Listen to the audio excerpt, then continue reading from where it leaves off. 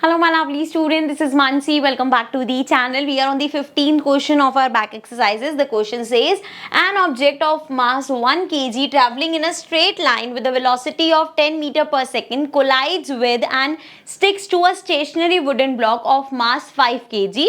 Then they both move off together in the same straight line. Calculate the total momentum just before the impact and just after the, ये दो बार आ गया, so just after the impact. ठीक है, सो आपको momentum निकालना है before the collision and after the collision. Also calculate the velocity of the combined object. और combined object की, क्योंकि बाद में दोनों की वेलोसिटी सेम हो गई कंबाइन होने के बाद, तो वो वेलोसिटी फाइंड करनी है. ठीक है, सो क्वेश्चन को स्टार्ट करते हैं. सबसे पहले हमें दे रखा है ऑब्जेक्ट के बारे में. सो ऑब्जेक्ट का मास हमें कितना गिवन है? Mass of object is 1 kg and then we have velocity. So u हमारा कितना है? Velocity is 10 meter per second. And then अगर हम wooden block की बात करें, so the wooden block is mass कितना है उसका? 5 kg given है.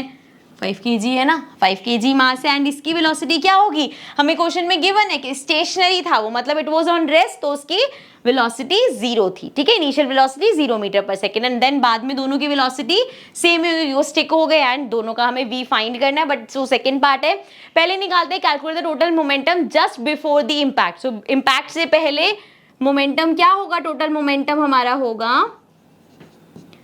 mass of first object into velocity of first object plus mass of second object into velocity of second object. So mass of first is 1 into 10 हो जाएगा plus mass of second is 5, velocity 0, so ये हो जाएगा 1 into 10 plus 0, which is equal to 10. So हमसे जो पूछा था just before the impact is 10, अब बोला है हमें बताना है total momentum after the impact. So हमें पता है according to a conservation of law, the total momentum before the collision and after the collision is always equal. So ये भी सेम ही होगा, 10 ही होगा.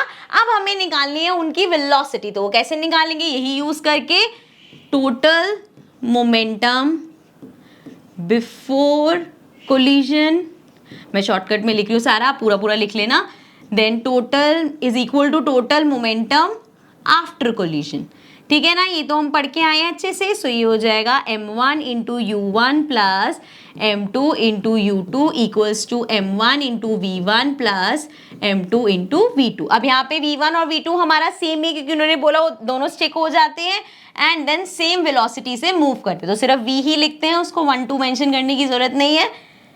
Let's put the values. वैसे तो m1 u1 ये जो बिफोर कोलिजन है तो हम पूरा निकाल ही चुके हैं 10, सो इसको डायरेक्ट 10 लिख देते हैं. This is equal to m1 कितना है? Mass of first is 1, v हमें निकालना है, plus mass of second is 5, v हमें अगेन निकालना है. सो 1v plus 5v is 6v and यहाँ पे 10 है, v हमारा हो जाएगा 10/6. इसको कैंसिल करेंगे, 6 1 6, पॉइंट लग जाएगा, हमारे पास बचेगा 40. सो 6 6 36 अगेन 6, सो ये आ गया मीटर पर सेकेंड. सो फाइनल वेलोसिटी हमारे पास आ गई 1.66. I hope this is clear. ये था हमारा 15th क्वेश्चन.